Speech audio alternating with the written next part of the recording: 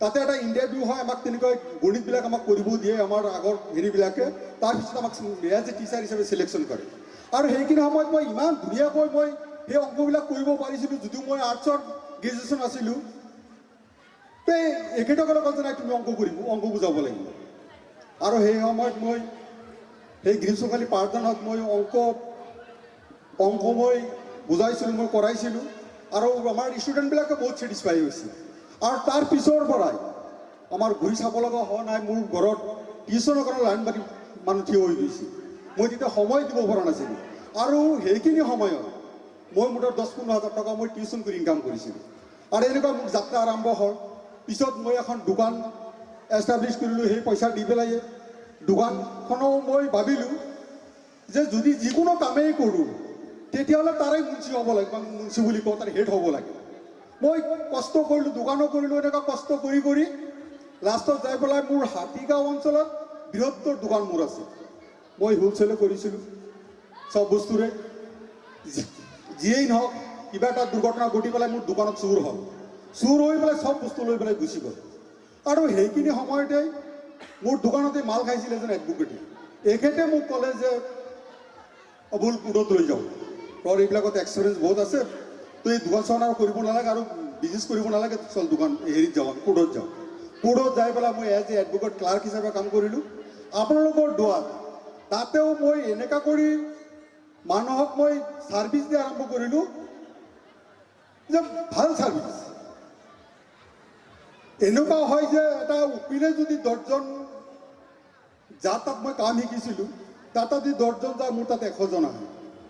মই এনেকৈ মানুহক ছাৰ্ভিচ দিব পাৰিলোঁ, বা মানুহ তেনেকৈ মোক বিশ্বাস কৰিছিল। আৰু পিছত এদিনাখন এজন এডভোকেটৰ লগত মোৰ মনোমালিনী হ'ল। তাৰ পিছদিনা যাই পেলাই মই এডমিশ্যন ল'লোঁ, আৰু এতিয়া মই এছ'চিয়েট লয়াৰ হিচাপে মই গুৱাহাটীত কাম কৰি আছোঁ। আৰু আপোনালোকক মই এইখিনি কথাই কওঁ, মই এইটো মই মানি লৈছোঁ যে পৰিশ্ৰম প্লাছ দিশা, এই দুটা যদি আমি ঠিক কৰি লওঁ, আৰ্থিক অনাটনে কেতিয়াও আপোনাক ছাকচেছৰ বাট ৰোধ কৰিব নোৱাৰে।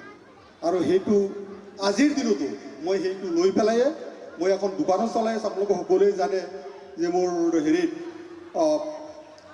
কবোৱা চকত এখন দোকান আছে, হাৰ্ডৱেৰ দোকান আছে। আৰু মই আজিৰ দিনত তাতে 4জন মানুহ মই চাকৰি দিব পৰা হৈছোঁ, মোৰ দোকানত কাম কৰি আছে। ইনশাল্লাহ মই আপোনালোকৰ যদি আশীৰ্বাদ কৰে আৰু আল্লাহ যদি মোক চায়, তেতিয়াহ'লে মই লাহে লাহে আৰু ডাঙৰ কৰি আছোঁ, আৰু হয়তো 10-15জন মানুহ মই তাতে খটাব পাৰিম।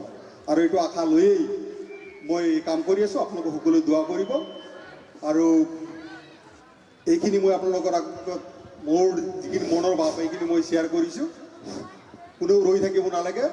মই আজিও কওঁ, পৰিশ্ৰম আৰু দিশা। কাৰণ অকল কাম কৰিলেই নহ'ব, সেই কাম কেনেকৈ কৰিব লাগে। কাৰণ গাধৈও সদায় বুজাইহে পায়, কিন্তু তাৰ ছাকচেছ নাই। গতিকে পৰিশ্ৰম আৰু দিশা যদি আমি ঠিক কৰি লওঁ, নিশ্চয় আমি কৃতকাৰ্য হ'ব পাৰিম। এইখিনি আমাৰ শামছুল হক ডাঙৰীয়া, মই সকলোকে এইটো পৰামৰ্শ দিয়েই মই আজিৰ কাৰণে মই আপোনালোকৰ পৰা বিদায় মাগিছোঁ। খুদা হাফিজ, আসসালামু আলাইকুম। শামছুল হক ডাঙৰীয়াই যথেষ্ট মূল্যৱান কথা কৈছে, যে মই তেখেতৰ বিষয়ে মই ভালকৈ জানো। তেখেতৰ সঁচাকৈ একো নাছিলে, একেবাৰে জিৰো, মাইনাছ। য'ত মানে কিমানবাৰ ঘৰ ভাঙিছে, দেউতাই কিমান কষ্ট কৰি পঢ়াইছে, বেয়া পাব নালাগে, ঠেলা চলাই তোক পঢ়াইছে, ঠেলা চলাই পঢ়াইছে, এইটো মই নিজে জানো। ফিজ দিব পৰা নাছিলে, যে মেট্ৰিকত যেতিয়া পৰীক্ষাত বহিব ফিজ দিব পৰা নাছিলে দেউতাই। কিন্তু আজি আমাৰ 93 বেটছৰ যিমানখিনি সতীৰ্থ আছে, আজি আৰ্থিকভাৱে স্বাৱলম্বী যদি বেছিকৈ ক'ব যাওঁ, শামছুল হক ডাঙৰীয়া আজিৰ ডেটত। আৰু ইণ্টাৰেষ্টিংলি তেওঁ আমাৰ ইয়াতে অহাৰ লগে লগে কৈছে যে 3 দিন যে আপোনালোকে থাকিব, যিমান খৰচ আছে মই দিম, আপোনালোকে ফেমিলি লৈ আহক, যি আহক, এই 3 দিন আপোনালোকে খৰচ কৰিব নালাগে। তেওঁ নিজে কৈছে আমাক উইলিংলি। যিয়ে হওক, তাৰ কাৰণে তেখেতক আমি মানে এইটোৰ কাৰণে ধন্যবাদ নহয়, তেখেতৰ ছাকচেছৰ কাৰণে আমি ধন্যবাদ দিছোঁ। আৰু তেখেতে সমাজৰ লগতো জড়িত, সমাজৰ কাম কৰি থাকে। এতিয়া আমি মঞ্চত মাতিম আমাৰ যুৱ doctor, young doctor Anowar Hussain Juwel. তেখেতে ওচৰত থাকিলে আহিব লাগে। আছে চিভিল হস্পিটেল কলকাছিয়াত চাকৰি কৰি আছে আৰু মানে চিনাকি থাকিলে কিমান লাভ হয় মই এটা কথা ইয়াৰ উদাহৰণ দিব খুজিছোঁ ইয়ং ল'ৰা আমাতকৈ বহুত সৰু তুমি কোনটো বেচৰ আছিলা 2008ৰ বেচৰ ল'ৰা আমাতকৈ বহুত জুনিয়ৰ তথাপি মানে তাক মই চিনি পাইছিলোঁ মই এদিন মানে এই যে আমাৰ তাৰ মহানুভৱতা মই এটা কৈ আছোঁ কথাটো মানে উঠাই দিয়া নাই দে ভাইটি অলপ মানে কৈ আছোঁ এই আমাৰ কৰোণা যে আহিছিল সেই সময়ত মানে মোৰ বন্ধু এজনৰ ৱাইফৰ বিৰাট এটা মানে প্ৰব্লেম হ'ল অপাৰেশ্যন কৰিব লাগে কোনো ডক্টৰে নকৰে টাচ নকৰে তাৰপিছত মই এই MS পঢ়িয়ে আছিলোঁ তেতিয়া মই তেওঁৰ লগত যোগাযোগ কৰিলোঁ যে ভাইটি এনেকুৱা এটা প্ৰব্লেম হ'ল কি কৰিব পৰা যায় আৰু অপাৰেশ্যনটো ইমান চিৰিয়াছ সৰু সুৰা ডাক্তৰেও কৰিব নোৱাৰে একেবাৰে মানে হেডকে লাগে এতিয়া এইখিনি সময়ত যদি কৰা নহয় ইফালে ডক্টৰে কয় যে 10 দিনত মৰিবই বোলে অপাৰেশ্যন নকৰিলে আকৌ কোনেও নকৰে ইমান বিপদ হ'ল তাৰপিছত তেওঁক মই যোগাযোগ কৰাতে কৈছে যে মই দাদা মই অলপ চাই লওঁ ছাৰৰ লগত কথাবিলাক পাতোঁ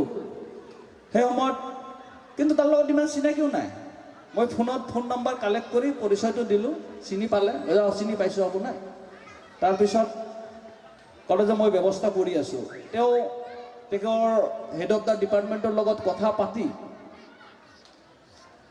ধুনীয়াকৈ অপাৰেশ্যন কৰি দিছে আৰু সেইটো অপাৰেশ্যন ছাকচেছো হৈছে আৰু ছাকচেছ হোৱাৰ পিছত আমি তেখেত ধন্যবাদ দিয়াৰ ভাষা পোৱা নাছিলোঁ কাৰণ সেই সময়ত পইচা থাকিলেও কাম নহয় কোনেও নকৰে আচৰিত ধৰণে তেওঁ যিকোনো প্ৰকাৰে আমাৰ হস্পিটেলতে কৰি দিছিলে তাৰ কাৰণে মই এইটো মঞ্চৰ পৰাই ধন্যবাদ জনাইছোঁ আৰু ভৱিষ্যতে যাতে আমাৰ সতীৰ্থসকলৰ কিবা অসুবিধা হ'লে সহায় সহযোগিতা যাতে কৰে সেইখিনি মই আশা ৰাখিম আৰু ভৱিষ্যতে ভাল ডক্টৰ হওক সেইটোও বিচাৰিম এতিয়া আমাৰ সতীৰ্থ হিচাপে মই তেখেতৰ অভিজ্ঞতা আৰু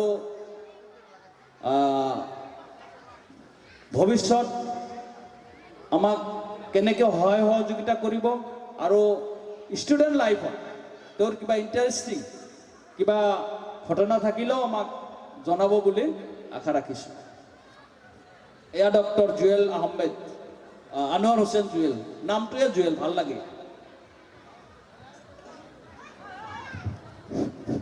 ধন্যবাদ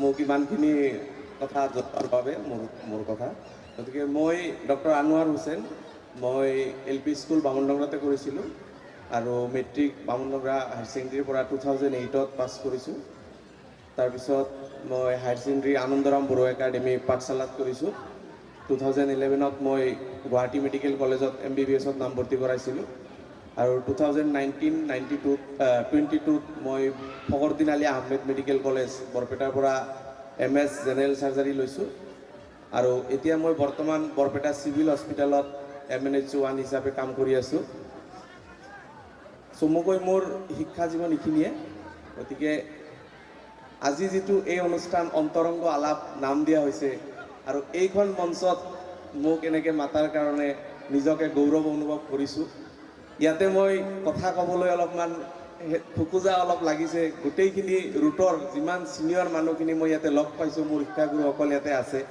গতিকে নিজকে ধন্য মানিছোঁ চবকে ইয়াতে লগ পাই চবৰে সুস্বাস্থ্য কামনা কৰিছোঁ আৰু এতিয়া ছাকচেছৰ ওপৰত যিমানখিনি বক্তাই গোটেইখিনি কৈ গৈছে গতিকে তাতে মোৰ ক'ব লগা একো নাই ছাকচেছ কেনেকৈ হ'ব লাগে কি হ'ব লাগে বহুতখিনি কথাই কৈছে আৰু যিখিনি এটা কথা ঠিক যে মানুহ শিক্ষিত হ'বই লাগিব আৰু ডক্টৰে হওক ইঞ্জিনিয়াৰ হওক যিয়ে নহওক এজন নিজকে ভাল মানুহ হিচাপে গঢ় দিবই লাগিব আমি যিমানে ডাঙৰ ডক্টৰ নহওঁ আমি যদি নিজৰ মানৱতাটো যদি বজাই ৰাখিব নোৱাৰোঁ যিমানখিনি ডক্টৰ যিমান ভাল ডক্টৰ হ'লেও এটা টাইমত নিজে এগৰীয়া টাইপ ফিল কৰিব লাগিব গতিকে আমি সামাজিক প্ৰাণী আমি সমাজৰ লগত থাকিব লাগিব যোনে যেনেকৈ পাৰে মানুহক হেল্প কৰিবলৈ চেষ্টা কৰিব লাগিব আৰু মোৰো এইটোৱে এইম যে মই মানুহক সহায় কৰি যাম যেনেকৈ পাৰোঁ গতিকে এতিয়া মেমৰি ক'বলৈ গ'লে আপোনাৰ MBBS লাইফত পঢ়ি থকা অৱস্থাত কিবা ইণ্টাৰেষ্টিং ঘটনা এটা আছে বুলি শুনিছোঁ আপুনি শ্বেয়াৰ কৰি যাব আৰু ঠিক আছে মই এটা ষ্টৰি এটা কৈছোঁ, ষ্টৰি নহয় কিন্তু কথাটো সঁচা হয়, বাট মানে কাহিনী টাইপে হয় আৰু হাঁহি উঠা টাইপে হয়। এতিয়া অলপমান মেডিকেল লেংগুৱেজত দুটা এটা ৱৰ্ড ক'ব লাগিব। ইয়াতে মইনুল দা আছে, মই ইনফেক্ট এতিয়া মইনুল দা আৰু মই একেখন হস্পিটেলতে এটা ডিপাৰ্টমেণ্টতে কাম কৰি